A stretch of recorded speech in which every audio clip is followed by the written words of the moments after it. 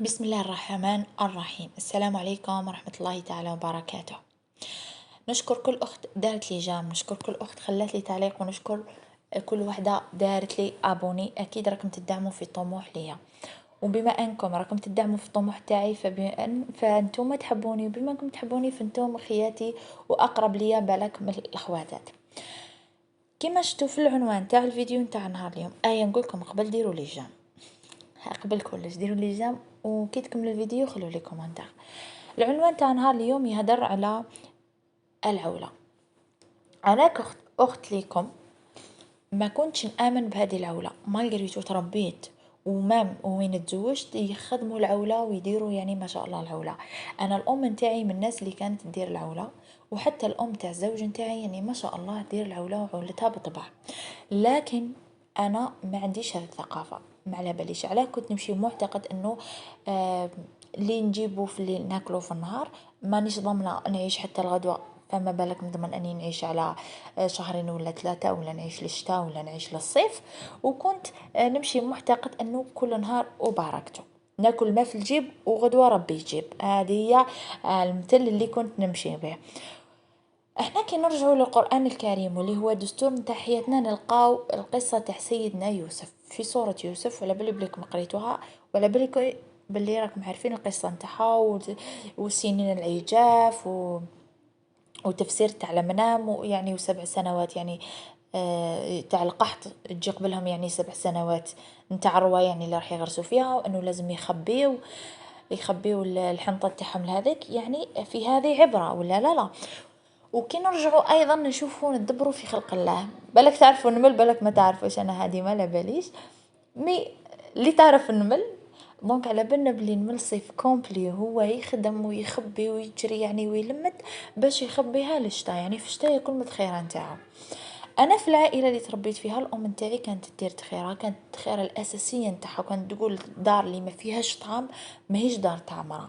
كانت دير الكسكس طعام، كنا نديرو البركوكس، كنا نديرو المحمصه، كنا نديرو طعام هذاك الكحل. كانت الام نتاعي يعني دير التيشه نتاع المرمز اللي نطيبو بها الشوربه، البقوليات، يعني دير يعني ما شاء الله يعني.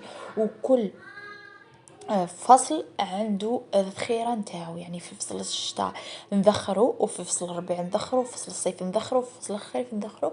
يعني كل فصل عنده نوع من انواع نديرو في الذخيرة، وكانوا يبقاو على مدار العام. وكانوا ايضا الجدات وكامل يعني ما شاء الله حتى يديروا مصبرات. انا صراحة هذا الطرق تاع التصبير شفتهم في قناة، في وصفاتي في داري وصفات مفيدة، ولا قناة الأخت مفيدة، يعني هي قناة طالعة مش حتى باش نهضر عليها أنا. مي يعني أنا تعلمت منها، يعني يعطيها الصحة، وسيت يعني التصبير من عندها وكذا. فقط برك حبيت نقول لكم يعني كتجربتي في التصبير. صبرت المعجون تاع البرتقال يعني وخرج لي تحفة، صبرت المعجون تاع الفرازة ولكن فلوب. ما ننصحكمش تصبروه لانه اللون نتاعو يتبدل كاريمون، وبورتو كنت نكونجليه من قبل ويخرج تحفة. يعني الحمد لله كونجليت منه وخبيت منه ديجا هذيك لاباط تاع المايونيز اللي في الفيديو تاع اللي كنت دارت لها تصبير، وفريمون لونها بزاف تالف، لونها ما عجبنيش، دونك سي بوغ سا بديت نوكل فيها الزراري. وهذيك راح نخليها يعني لفصل الشتاء. ايضا بما انه رانا في فصل الصيف وراح نديرو ذخيره نتاع الصيف، واش نقدروا نديرو ذخيره نتاع الصيف؟ شوفوا في الذخيره نتاع الصيف راح نديرو اول حاجه لا طوماط، تقدروا ديروها طوماط بيتزا، تقدروا ديروها طيبوها غير بالماء عفوا بالزيت ولا ملح وتخبيوها، تقدروا طيبوها بلاش يعني وتخبيوها. تقدروا ايضا ديروا العولة مثلا تاع المخللات. انا بالنسبه للمخللات واش تقدروا ديروا المخلل نتاع الخيار، تقدروا ايضا ديروا المخلل كيما راكم تشوفوا تاع الفلفل. انا صراحه بديته باوت وهذا تاع العام اللي فات، ودرته ايضا في اكتوبر. نعم في اكتوبر، لانه في سبتمبر كانت عندي مناسبه دونك ما درته في اكتوبر، يعني كان السعر تاعو يعني ريزونابل وما شاء الله. وشد لي ما شاء الله شد لي حتى لدوكا يعني مازالني ناكل منه، مديت منه ودرت كونتيتي كبيره ما شاء الله. كما قلت لكم الاولى طوماطيش، عندنا الفلفل الفلفل هذا مرقد. تقدروا ايضا ديروا الخيار، يعني آه، ديروا له التصبير نتاعو. سمحوا لي ما فهمتش علاش راني نقول كلمه يعني بزاف ما على باليش.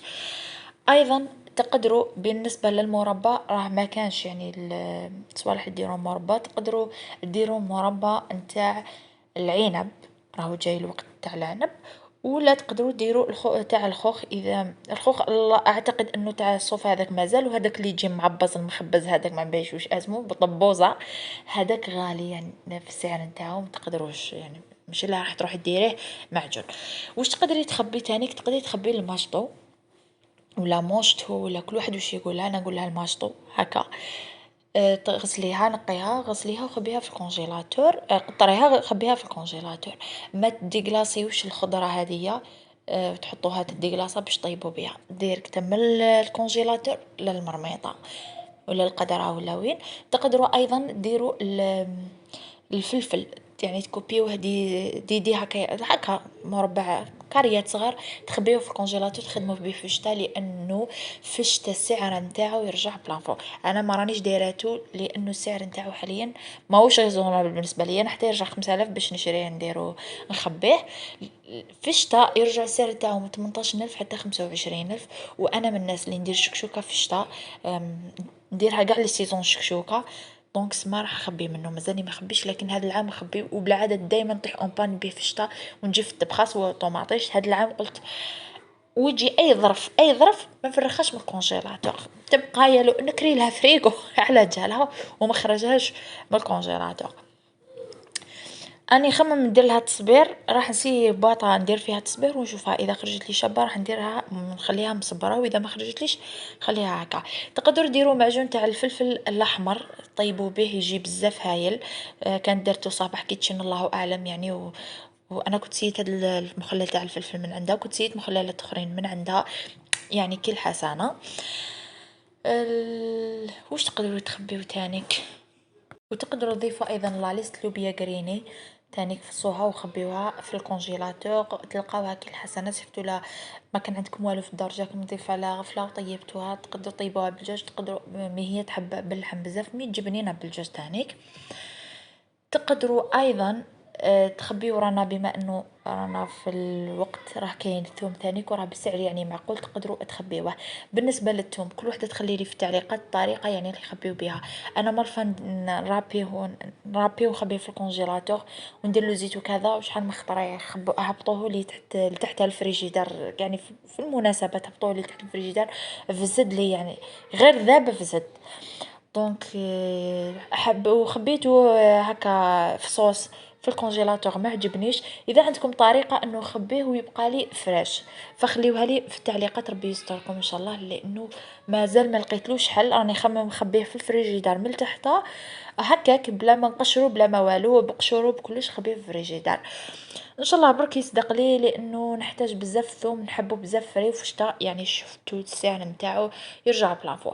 اي حاجه تقدروا تخبيوها خبيوها، ما تستهزوش راح تلقاوها وراح تستفادوا بها وما تطيحوش اون بان. وعلاش لا راح نزيد ندير لكم فيديوهات ان شاء الله اذا زدت درت كاش حاجه جديده. الى هنا نقول لكم الى اللقاء، صحيتو بارك الله فيكم، تهلا في روحتكم.